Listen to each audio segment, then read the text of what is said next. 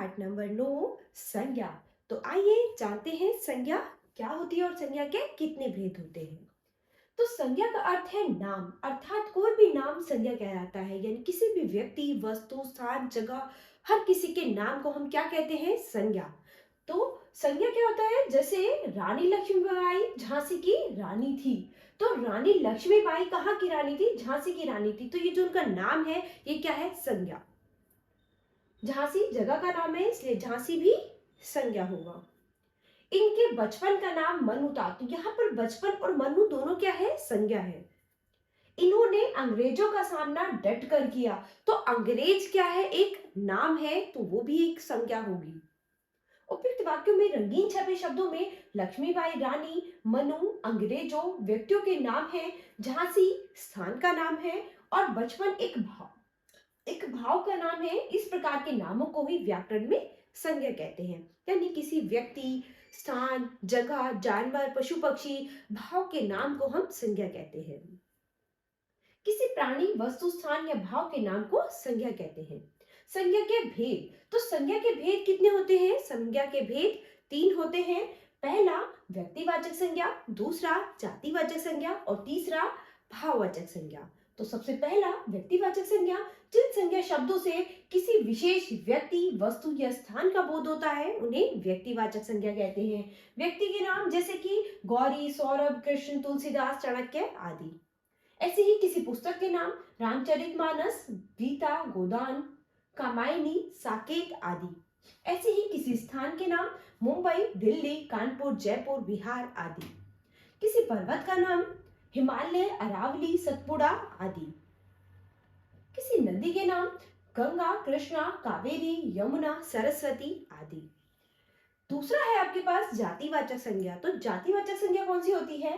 जिन संज्ञा शब्दों से किसी संपूर्ण जाति का बोध होता है उन्हें जातिवाचक संज्ञा कहते हैं। जैसे कि बच्चे, जानवर, विद्यार्थी, फल, शहर, बाग, महल, पुस्तक, मेज, फूल, शिक्षक, पक्षी, नदी, पर्वत, दर्जी, सब्जी आदि।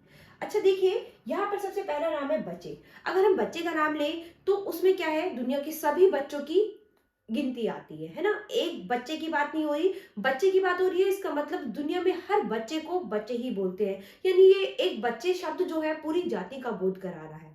ऐसे ही यहाँ पर जो जानवर शब्द है, जानवर में बहुत सारे जानवर आ जाते हैं, सभी जानवरों का नाम आ जाता है। तो जानवर क्या है? एक जाति है, उसके अंदर सभी तरह के जानवर आ जाते हैं। तीसरा है आपके पास भाववाचक संज्ञा। जिन संज्ञा शब्दों से किसी भाव, गुण, दोष, अवस्था, दशा आदि का बोध होता है उन्हें भाववाचक संज्ञा कहते हैं। जैसे ममता, बचपन, बुढ़ापा, सुंदरता, गरीबी, प्यासा, जवानी, मित्रता, क्रोध आदि। तो आप देख सकते हैं ममता में क्या है? एक भाव है।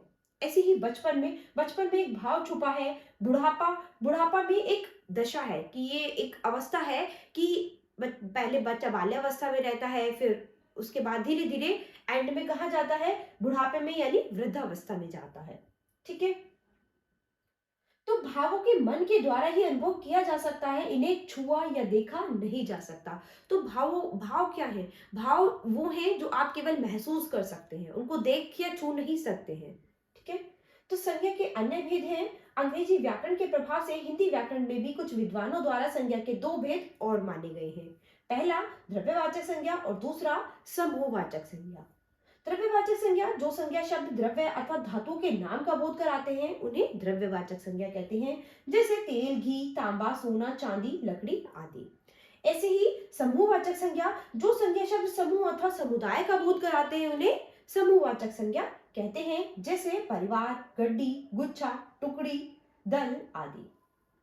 इसके बाद है भाववाचक संज्ञा बनाना। भाववाचक संज्ञा शब्दों की रचना 5 प्रकार के शब्दों में प्रत्यक्ष लगाकर की जाती है। जातिवाचक संज्ञा सर्वनाम, विशेषण, क्रिया और अव्यय शब्दों से भाववाचक संज्ञाएं बनाई जाती हैं। तो पहला है जातिवाचक संज्ञा से भाववाचक संज्ञा शब्दों की रचना। तो यहाँ कुछ जातिवाचक संज्ञा शब्द दिए गए हैं जिनसे हमने भाववाचक संज्ञा शब्द बनाए हैं। जैसे कि शब्द है कवि, तो इसको क्या बना देंगे? कवित्व। तो ये क्या बन गया? भाववाचक संज्ञा में। ऐसे ही अतिथि का क्या हो जाएगा? आतिथ्य। मनुष्य का मनुष्यत्व, या फिर मनुष्यता, वीर का वीरत्व या फिर वीरता, चिकित्सक का चिकित्सा, बंधु का बंधुत्व या फिर बंधुता। इसी तरह दूसरा देखेंगे पॉइंट, सर्वनाम से भाववाचक संज्ञा शब्दों की रचना। तो सर्वनाम से भाववाचक संज्ञा शब्दों को कैसे बदला जाएगा? सर्वनाम शब्द है अपना और भाव, इसका भाववाचक संज्ञा शब्द बनाएंगे तो अपना का क्या बनेगा? अपनत्व या फिर अपनापन। निज, निजत्व, निजता। इसके बाद तीसरा है विशेषण से भाववाचक संज्ञा शब्दों की रचना। तो विशेषण से भी भाववाचक संज्ञा शब्दों की रचना होती है। देखिए कौन से शब्द है वे? खट्टा का क्या बन जाएगा? खटास। दुष्ट, दुष्टता, हीन, हीनता, प्यासा, प्यास, बुरा, बुराई, हरा, हरियाली, मधुर, मधुरता, न्यून, न्यूनता, अल्प, अल्पता। इसी तरह से पांचवा है क्रिया से भाववाचक संज्ञा शब्दों की रचना। तो क्रिया से भी हम भाववाचक संज्ञा शब्दों की रचना कर सकते हैं। तो क्रिया शब्द आपके क्या है? चढ़ना, तो इसका भाववाचक संज्ञा शब्द क्या बन जाएगा? चढ़ाई। देखना, दिखावट, मिलना, मिलाप, मुस्कुराना, मुस्कुराहट, सीना, सिलाई। पाठ का सार, किसी व्यक्ति, वस्तु, स्थान अथवा भाव के नाम को संज्ञा कहते हैं। संज्ञा के तीन भेद होते हैं, व्यक्तिवाचक संज्ञा, जातिवाचक संज्ञा तथा भाववाचक संज्ञा। जिस शब्द से किसी विशेष व्यक्ति, वस्तु अथवा स्थान का बोध होता है उसे व्यक्तिवाचक संज्ञा कहते हैं। जिस संज्ञा शब्द से किसी संपूर्ण जाति का बोध हो उसे जातिवाचक संज्ञा कहते हैं। जिस संज्ञा शब्द से किसी प्राणी अथवा वस्तु के गुण, दोष या अवस्था का बोध होता है उसे भाववाचक संज्ञा कहते हैं।